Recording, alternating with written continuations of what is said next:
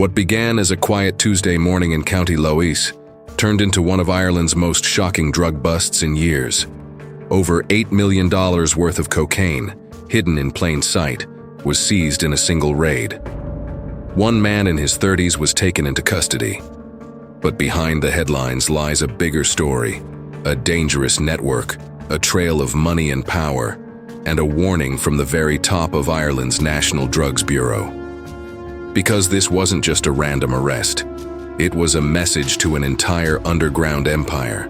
And as investigators peeled back the layers of this operation, what they uncovered revealed just how far Ireland's drug trade has evolved and how close it may be to home.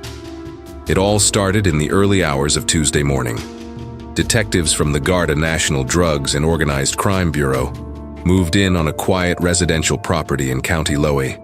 The area, known for its calm countryside and close-knit community, wasn't the kind of place you'd expect to find one of Europe's largest cocaine stashes. But inside that property, and on nearby land, the discovery stunned even seasoned officers. Roughly 116 kilograms of pure cocaine, neatly packaged and ready for distribution, sat waiting. On the street, it was worth more than $8 million. A man in his 30s, believed to be directly tied to the operation, was arrested on the spot. According to early reports from RTA, this wasn't a lone wolf. The raid was part of a coordinated strike against a well-known organized crime gang operating out of West Dublin. Authorities had been tracking the group for months, watching shipments move quietly across Ireland. Electronic devices found in the raid, laptops, phones, encrypted drives, are now being combed for evidence of a larger network. And that's where the story takes a darker turn. Investigators believe the County Lois property was just one node in a much wider trafficking route, one that stretched from Europe's main drug gateways to Ireland's suburban heartlands. The drugs were likely imported through concealed shipments, disguised as everyday goods.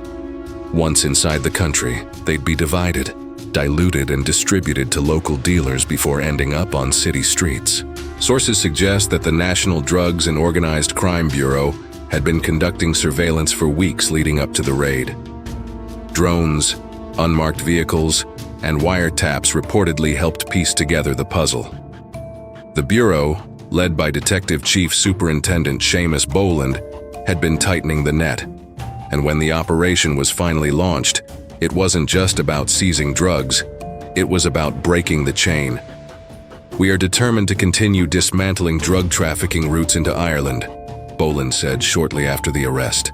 His words weren't a boast, they were a declaration, because this $8 million haul was more than a statistic. It was proof that Ireland's rural landscapes had become battlegrounds in an increasingly global drug war. That leads to the next question. Why County Lois? Why not Dublin, Cork, or Limerick? County Lois, sitting roughly halfway between Dublin and Limerick, offers a unique advantage to traffickers. Remote properties, easy access to major road networks, and a lower police presence make it an ideal staging ground. According to experts, traffickers often hide high-value shipments in the countryside before moving smaller batches to urban centers. It's a low-risk, high-reward strategy, and it's been working until now. The suspect, who hasn't been publicly named, is currently being questioned under Ireland's drug trafficking laws.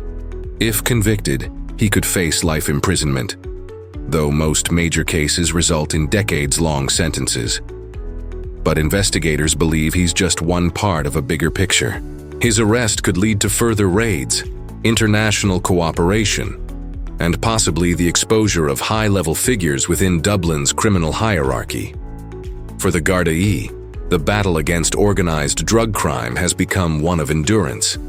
Every major seizure chips away at powerful cartels, but the void rarely stays empty for long.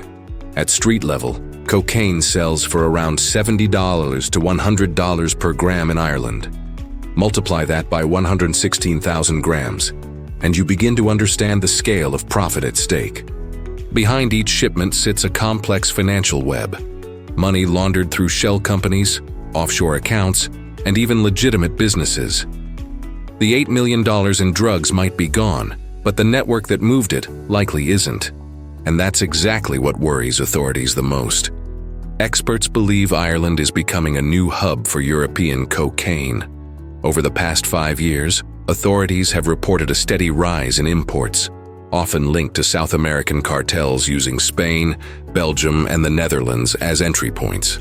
From there, shipments are rerouted to Ireland, where local gangs handle distribution. It's a sophisticated system built on coded communication, forged documents, and sheer ruthlessness. The Garda's latest operation may have disrupted one of these routes, but as Boland warned, it's an ongoing fight. "We'll continue doing our part to keep our communities safer," he said, "and we ask the public to think before you use illegal substances." That last line struck a nerve because behind the headlines there's an uncomfortable truth. Demand fuels the trade. Every time someone buys, snorts, or sells a small packet, they contribute to the same machinery that funds organized crime, violence, and corruption. The $8 million seizure is only the surface. What lies underneath is an entire economy built on addiction and fear. Could this arrest trigger a gang war? Possibly. When a major supply chain collapses, rival gangs often rush to fill the vacuum, and West Dublin has a history of violent turf disputes, some that have ended in broad daylight shootings. For now, Garda officers are on high alert, monitoring movements in the city's known hotspots. Behind the scenes, the National Drugs Bureau continues to analyze encrypted messages and trace financial transactions that might reveal who's pulling the strings. There's reason to believe this isn't the biggest bust yet. Ireland's ports and coastlines remain prime smuggling targets. Last year alone, authorities intercepted multiple shipments worth millions. Each operation, though successful, hints at something bigger. A continuous influx of narcotics evolving faster than law enforcement can adapt. What makes this bust different is that it sends a signal. It shows that Ireland's fight against organized crime isn't reactive, it's proactive.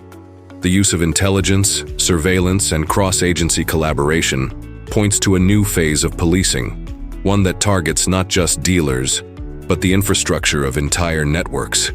And for the communities affected, that matters. Because while $8 million worth of cocaine won't vanish global supply, it's $8 million less poisoning Irish streets. For now, the man at the center of it all sits in custody, silent.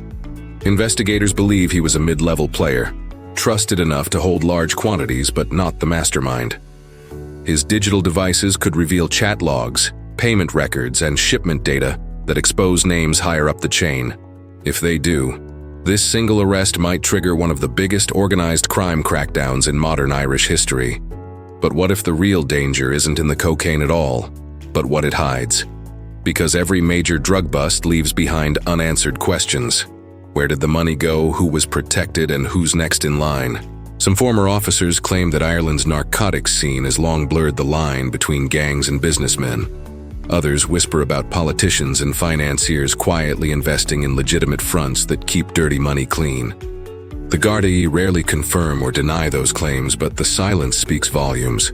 Every arrest makes someone richer, someone poorer, and someone suddenly very afraid. And in the quiet hills of Loa, people now wonder if the man caught was a pawn or a warning.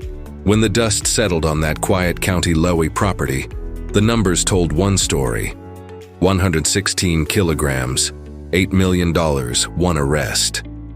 But the silence that followed told another.